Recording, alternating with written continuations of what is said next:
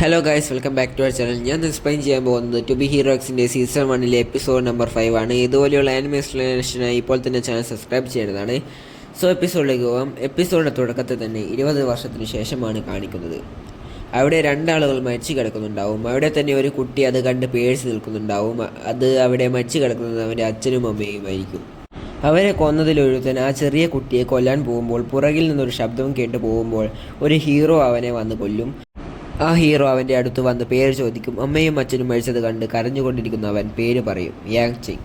പിന്നീട് 16 വർഷത്തിന് ശേഷമായിരിക്കും കാണിക്കുക. കമ്മീഷൻ തുടങ്ങിയിട്ട് 36 വർഷമായി. 34 വർഷത്തെ ഹീറോ കരിയറിൽ ഒരിക്കൽ പോലും ഈസോൾ എന്ന മിസ്റ്റീരിയസ് ഹീറോ തൻ്റെ ഫേസ് റിവീൽ ചെയ്തിട്ടില്ല. നമ്മൾ കാണുന്നത് യങ് ചിങ്ങിനെ ആയിരിക്കും. അവൻ അവൻ്റെ അങ്കിളിന് ഫോൺ ചെയ്ത് സൈക്കിൾ ഓടിച്ചു പോവുകയായിരിക്കും. നമ്മുടെ ഹീറോന് സ്കൂളിൽ ഒരു ക്രഷ് ഉണ്ടാവും. അവളുടെ പേര് സിയ. അങ്കിളാണെങ്കിൽ നീ എന്തെങ്കിലും ചെയ്യണം, അല്ലെങ്കിൽ അവൾ നിന്നെ ഇട്ടേച്ച് പോകും. എന്താണ് നിന്റെ തീരുമാനം? അവളുടെ ഫേവറേറ്റ് സിംഗറാണ് ലക്കി ചാൻ.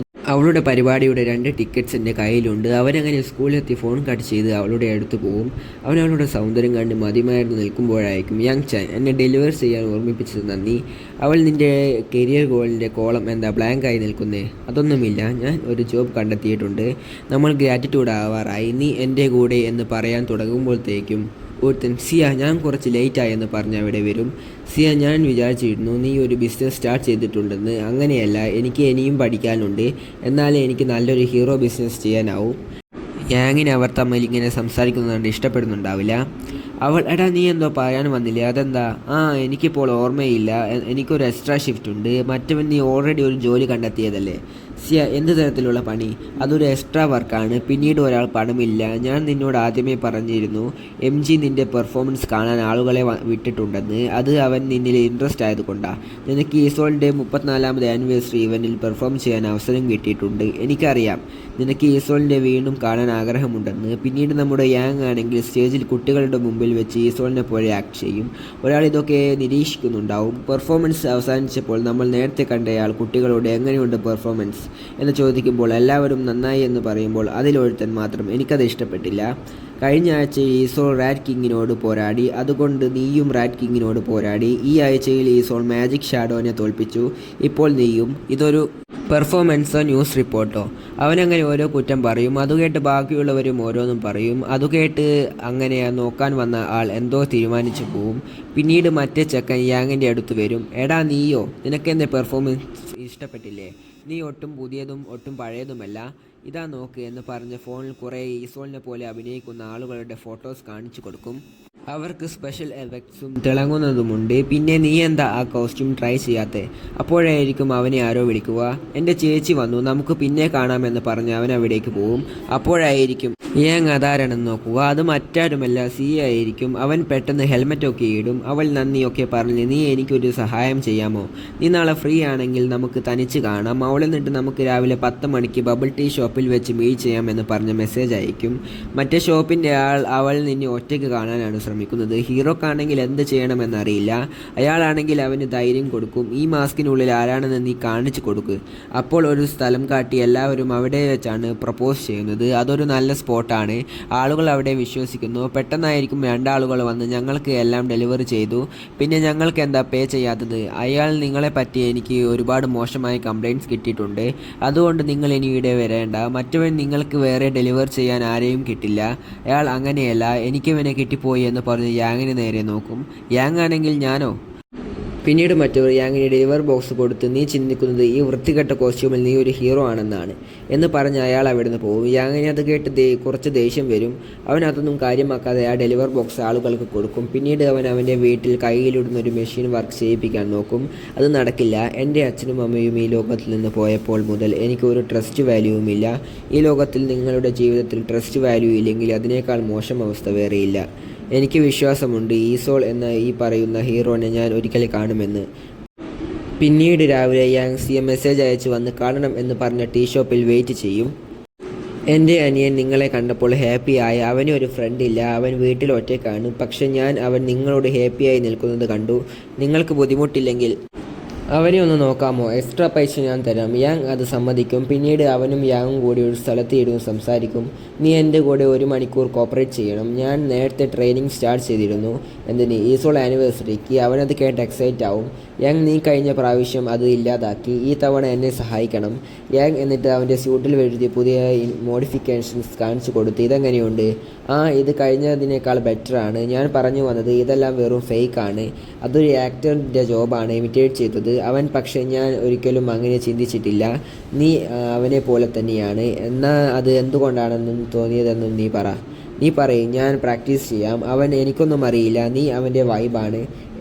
എക്സാമ്പിളായിട്ട് എൻ്റെ സിസ്റ്ററിനെ നോക്കുന്ന വൈബ്. യാങ് ടെൻഷനായി. നീ എന്താ പറയുന്നത്?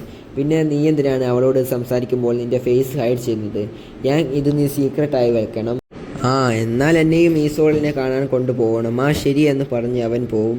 പിന്നീട് ഞാൻ എൻ്റെ ഐഡൻറ്റിറ്റി എന്തായാലും സിഇയോട് പറയാൻ പോവുകയാണ്. പിന്നീട് ആനിവേഴ്സറിയിൽ യാങ്ങിനേതുപോലെ സ്യൂട്ട് ചെയ്തിട്ടുള്ള ഒരുപാട് ആളുകൾ വന്നിട്ടുണ്ടാവും.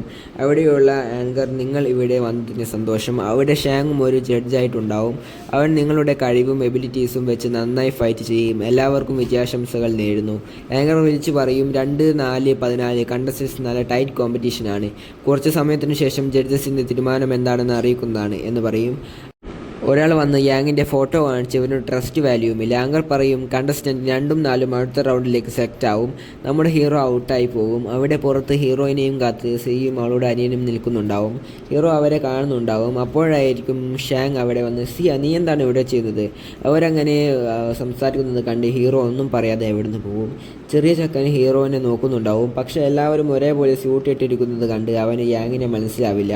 വീണ്ടും നമ്മൾ കാണുന്നത് എപ്പിസോഡിൻ്റെ തുടക്കത്തിൽ ഡെലിവറി ചെയ്യുന്ന 2 ആളെ കണ്ടിട്ടില്ലേ? അവരെയായിരിക്കും. അവന് ഒരു കോൾ വന്ന്, ഒരു വലിയ ഡീലുണ്ട്, നീ അതിന് തയ്യാറാണോ? എന്താണ് നിങ്ങൾ പറഞ്ഞു വരുന്നത്? നീ ഒരു ആളെയാണ് ഡെലിവറി ചെയ്യേണ്ടത്. സ്കൂളിൽ യാങ്ങും സിയും തമ്മിൽ വീണ്ടും കണ്ടുമുട്ടും. ലക്കി ഷാങ്ങിൻ്റെ ഒരു പ്രോഗ്രാമുണ്ട്, നീ വരുന്നോ? അവൻ മനസ്സോടെ ഞാൻ വരുന്നില്ല എന്ന് പറഞ്ഞ് ഒരു സ്ഥലത്ത് ഇരുന്ന് ആ പ്രോഗ്രാമിൻ്റെ ടിക്കറ്റ് നോക്കും. അപ്പോഴായിരിക്കും അവിടേക്ക് മറ്റേ ചെക്കൻ വന്ന്, നീ എവിടെയായിരുന്നു? എനിക്ക് നിന്നെ കണ്ടുപിടിക്കാൻ 2 ദിവസം എടുത്തു. നീ അന്നത്തെ കോമ്പറ്റീഷന് പോയിരുന്നു? അതെ, പക്ഷേ എനിക്ക് നെക്സ്റ്റ് റൗണ്ടിലേക്ക് ജയിക്കാൻ കഴിഞ്ഞില്ല. നിന്നെ എങ്ങനെ ഫേസ് ചെയ്യുമെന്ന് ഓർത്ത് പേടിയായിരുന്നു. അപ്പോൾ ഇന്നല്ലേ ആനിവേഴ്സറി ഇവൻ്റ്, നീ പോകുന്നില്ലേ? യാങ്, എന്തിനു പോകണം? ഈസോൾ അത്രയും ആളുടെ ഇടയിൽ നിന്ന് എന്നെ നോട്ടീസ് ചെയ്യില്ല. എന്തിനീ പോകണം? ചെക്കൻ പറയും, ഞാൻ വിചാരിച്ചു നിനക്ക് അവനെപ്പോലെ ഒരു ഹീറോ ആകുവാനായിരിക്കും ആഗ്രഹമെന്നാണ് എന്ന് പറഞ്ഞ് അവൻ അവിടുന്ന് പോവും. ഞാനോ? അതൊരിക്കലും നടക്കില്ല. അവൻ പോകുന്നത് കണ്ട് നീ എവിടെ പോകുന്നു? നീ നിൻ്റെ പ്രോമിസ് ബ്രേക്ക് ചെയ്തുകൊണ്ട് നിൻ്റെ സീക്രട്ടും ഞാൻ കീപ്പ് ചെയ്യില്ല. യാങ് അത് വേണ്ട എന്ന് പറഞ്ഞ് അവൻ്റെ പിന്നാലെ പോകുമ്പോൾ നേരത്തെ കണ്ട ആളുകൾ വന്ന് യാങ്ങിന് തലക്കടിച്ച് ചെക്കനെയും കൊണ്ടുപോകും. യാങ് ആണെങ്കിൽ സൈക്കിളിൽ അവരുടെ പിന്നാലെ തന്നെ പോവും. ഒരുത്തൻ അവർക്ക് ഡീൽ കൊടുത്ത് ആളെ വിളിച്ച്, ഞങ്ങൾക്ക് അവനെ കിട്ടിയിട്ടുണ്ട്, അവനെ എവിടെ കൊണ്ടുവരണം എന്ന് ചോദിക്കുമ്പോഴായിരിക്കും യാങ് അവരെ ഫോളോ ചെയ്യുന്നത് കാണുക. അവൻ സ്പീഡിൽ വണ്ടി ഓടിച്ച് പോവും. അവൻ ഹൈവേയിൽ നിന്ന് മാറി ഒരു ഇടവഴിയിലൂടെ പോയി വെട്ടിത്തിരിച്ച് പോകുമ്പോൾ യാങ്ങിൻ്റെ സൈക്കിൾ അവിടെ കൊണ്ട് അടിച്ചു വീഴും. മറ്റവർ അവൻ പോയി എന്ന് വിചാരിച്ച് സമാധാനത്തിൽ വണ്ടി ഓടിക്കുമ്പോഴായിരിക്കും മുകളിൽ കൂടെ വന്ന് യാങ് അവരുടെ വണ്ടിയുടെ മുകളിൽ ചാടുക. പെട്ടെന്ന് വണ്ടിയുടെ കൺട്രോൾ പോയി വണ്ടിയും യാങ്ങും തെറിച്ച് വീഴും. ഇതേ സമയം ഈസോൾ ഇവൻ്റിന് സ്പീഡ് ചെയ്യാൻ കടന്നു വന്നിരിക്കുകയായിരിക്കും. മറ്റൊരിടത്ത് യാങ് ചെക്കനെയും കൊണ്ട് രക്ഷപ്പെട്ട് ഓടുമ്പോൾ ഒരു കമ്പി കൊണ്ട് അവൻ്റെ തലക്കടി കിട്ടും. ആ 2 പേരും കൂടി യാങ്ങിനെ ഇട്ട് പട്ടിയെപ്പോലെ തല്ലുന്നത് പോലെ തല്ലും. ഈസോൾ പറയാൻ തുടങ്ങും, എന്നോട് എല്ലാവരും ചോദിക്കാറുണ്ട് 34 വർഷമായി നീ എന്താ മാസ്ക് റിമൂവ് ചെയ്യാത്തതെന്ന്. യാങ്ങിനെയാണെങ്കിൽ നിനക്കൊരു ഹീറോ ആവണോ എന്ന് പറഞ്ഞ് അവൻ്റെ മുഖത്ത് അടിക്കുമ്പോൾ യാങ്ങിൻ്റെ ഒരു പാസ്റ്റ് കാണിക്കും. അവൻ്റെ ചെറുപ്പത്തിൽ കുട്ടികൾ ചേർന്ന് അവനെ കളിയാക്കും. നിനക്കൊരു ട്രസ്റ്റ് വാല്യൂമില്ല, അതിനർത്ഥം നിന്നെ ആരും വിശ്വസിക്കുന്നതല്ല എന്നാണ്. എന്നിട്ട് നിനക്കൊരു ഈസോളിനെ പോലെ ആവണോ? നമുക്ക് ഈ വീട്ടിൽ ഒരുപാട് ശത്രുതയുണ്ടാവും. യാങ് അവൻ്റെ അച്ഛനും അമ്മയും ഒക്കെ മരിച്ചു കിടക്കുന്നത് ആലോചിക്കും. നമുക്ക് പേടിയാണ്, നാം സ്നേഹിക്കുന്ന ആളുകൾ ഈ വേൾഡ് വിട്ട് പോകുമോ എന്നതിൽ. അതെ, എനിക്ക് ഒരുപാട് ചാൻസസ് ഉണ്ടായിരുന്നു എൻ്റെ മാസ്ക് റിമൂവ് ചെയ്യാൻ. പക്ഷേ ഇത് വെറുമൊരു മാസ്ക് അല്ല, ഇത് ഇഷ്ടമില്ലാത്തത് ബിട്രേ ചെയ്യുന്നു എന്നുള്ള വിശ്വാസമാണ്. അത് നമ്മുടെ വിശ്വാസമനുസരിച്ചിരിക്കും. ഇതേസമയം യാങ്ങിനെ നോക്കുമ്പോൾ അവന് ഒരുപാട് അടിയൊക്കെ കെട്ടിയിട്ടായിരിക്കും ഇരിക്കുക. അവനെ വീണ്ടും ഇടിക്കാൻ പോകുമ്പോൾ അവരെ 2 പേരെയും ഷോക്ക് അടുപ്പിക്കും. ചെക്കന് അത് കണ്ട് സങ്കടം വരും. അവർക്ക് ദേഷ്യം വന്ന് നിർത്തട എന്ന് പറഞ്ഞ് ഒരു വടിയെടുത്ത് അടിക്കാൻ പോകുമ്പോഴായിരിക്കും ചെക്കൻ ഈസോൾ എണീക്ക് എന്ന് വിളിച്ചു പറയുക. പെട്ടെന്ന് ഒരു എനർജി യാങ്ങിൻ്റെ ദേഹത്ത് വരും. അവൻ്റെ ട്രസ്റ്റ് വാല്യൂ 0-ൽ നിന്ന് 1 ഉയർന്നിരിക്കുന്നു. യാങ് അവൻ്റെ അറ്റാക്ക് തടയും. ഒരു ഹീറോ ജനങ്ങളുടെ മനസ്സിലെ ഫയർവർക്സ് ആണ്. അത് അവന് എന്ത് പ്രശ്നമുണ്ടെങ്കിൽ പോലും മറ്റൊരുത്തൻ ഒരു കമ്പി കൊണ്ടുവന്ന് യാങ്ങിനെ അറ്റാക്ക് ചെയ്യാൻ വരും. യാങ് ആണെങ്കിൽ അവൻ്റെ കഴുത്ത് പിടിച്ച് ചാടി ഓടിപ്പോയി ഒരൊറ്റ അടി വെച്ച് കൊടുക്കും. അവനെ അടിച്ചു കഴിഞ്ഞ് ചെക്കൻ വന്ന് യാങ്ങിനെ കെട്ടിപ്പിടിച്ച് ഞാൻ കണ്ടതിൽ വെച്ച് ഏറ്റവും നല്ല പെർഫോമൻസ് ഇതാണെന്ന് പറഞ്ഞ് കരയും. പിന്നീട് അവനെ യാങ് സിയയുടെ അടുത്തേക്ക് കാക്കും. സിയ, നിനക്ക് എന്തെങ്കിലും പ്രശ്നമുണ്ടോ? ഇല്ല, ഞാൻ ഓക്കെയാണ്, ഈസോൾ എന്നെ രക്ഷിച്ചു. യാങ് ആണെങ്കിൽ മാസ്ക് ഇട്ട് അവിടേക്ക് വരും. അവൾ യാങ്ങിനോട് നിനക്ക് ഹോസ്പിറ്റലിൽ പോകണോ വേണ്ട എന്ന് കൈകൊണ്ട് ആംഗ്യം കാട്ടി അവൻ കടന്നു പോകാൻ നോക്കും. സിയ, എനിക്ക് ഇപ്പോഴും നിന്നെ എന്ത് വിളിക്കണമെന്ന് അറിയില്ല. യാങ് അവൻ്റെ മാസ്ക് കഴിക്കുമ്പോൾ ആയിരിക്കും ഷാങ് അവിടേക്ക് ഓടി വരിക. അതുകണ്ട് യാങ് കടന്നു പോകാൻ നിൽക്കുമ്പോൾ ഷാങ്, ഞാൻ നിനക്ക് വേണ്ടിയാണ് ഇവിടെ വന്നത് എന്ന് പറയും. അതുകേട്ട് എല്ലാവരും ഷോക്ക് ആവുന്നതോടെ ഈ എപ്പിസോഡ് ഇവിടെ അവസാനിക്കുന്നു. വീഡിയോ ഇഷ്ടപ്പെട്ടാൽ ലൈക്കും ഷെയറും ചാനൽ സബ്സ്ക്രൈബും ചെയ്യുന്നതാണ്. അടുത്ത വീഡിയോയുമായി അടുത്ത ദിവസം കാണുന്നതുവരെ ബൈ ബൈ.